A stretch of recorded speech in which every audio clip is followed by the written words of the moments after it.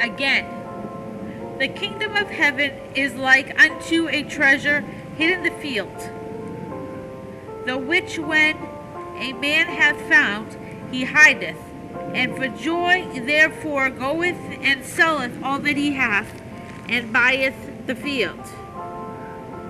Again, the kingdom of heaven is unto a merchantman seeking goodly pearls, who when he has found one pearl of great price, went and sold all that he had and bought it. Again, the kingdom of heaven is like unto a net that was cast into the sea and gathered of every kind, which when it was full, they drew to shore and sat down, and gathered the good into vessels, but cast the bad away.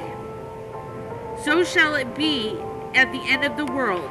The angels shall come forth and sever the wicked from among the just, and shall cast them into the furnace of fire. There will be wailing and gnashing of teeth.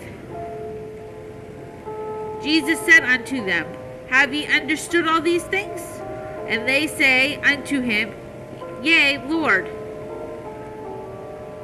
Then he said unto them, Therefore every scribe which is instructed into the kingdom of heaven is like unto a man that is like a householder, which bringeth forth out of his treasure things old and new.